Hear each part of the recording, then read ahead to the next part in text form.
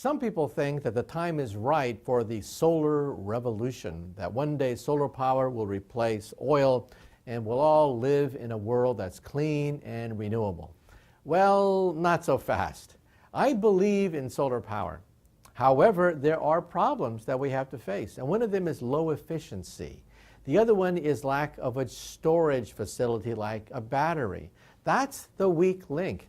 We simply don't have the efficiency of solar cells necessary to make it economical and competitive today, and the ability to store the energy for long periods of time when the sun is dark, when there are clouds, and your solar panels don't work.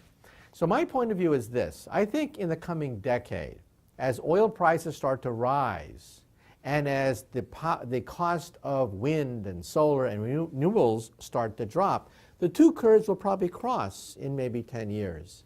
So in 10 years, it'll be the marketplace which then begins to drive the whole thing forward because of the dropping cost of solar cells and rising efficiency and the rising price of oil.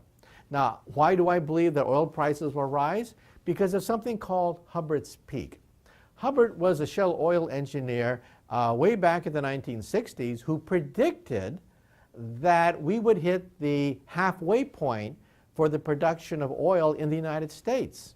And after that, the bell-shaped curve would curve the other way, and we would become a net importer of oil. Well, people laughed at him because they said that, well, wait a minute. We have Alaska, we have Texas, we have lots of oil fields, and so we're not going to hit the 50% point. America will always export oil. Well, wrong. Hubbard hit it right on the nose to within the year at which U.S. oil supplies peaked, and then it went to the other side of the bell-shaped curve. That's called Hubbard's peak. When we hit the 50% point, now we know that Hubbard was right. And the next big question is, are we hitting Hubbard's peak for world oil production? That is the $64,000 question. Many people that I've talked to, senior oil analysts, energy analysts, say that we are either at Hubbard's peak or within 10 years of hitting Hubbard's peak. Now, some people say, well, that's stupid. We discover new oil deposits all the time. Look at Canada. We have tar sands of Canada, right? Wrong. It turns out that we will always have oil. We will never run out of oil, except oil will become more expensive as we go down the other side of Hubbard's peak.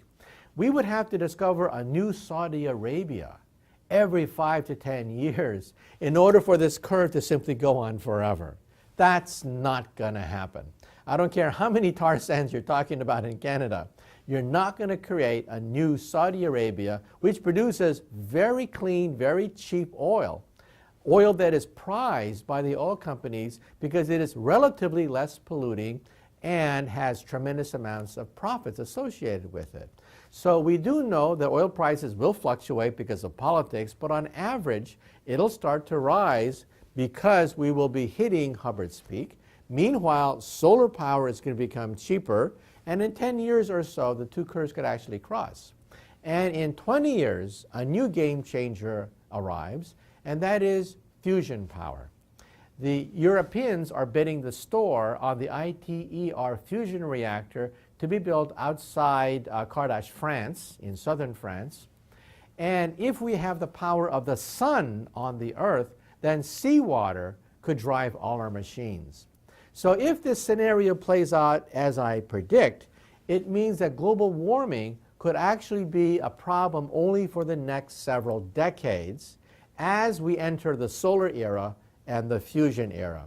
The problem is we have already lofted so much carbon dioxide into the atmosphere, and we will continue to do so for decades to come, that even before we enter the solar age and the fusion age, we will have so much carbon dioxide in the atmosphere that we will really screw up the weather. But on a long-term basis, I think that solar energy and fusion power will be the solution, the ultimate solution for the greenhouse problem.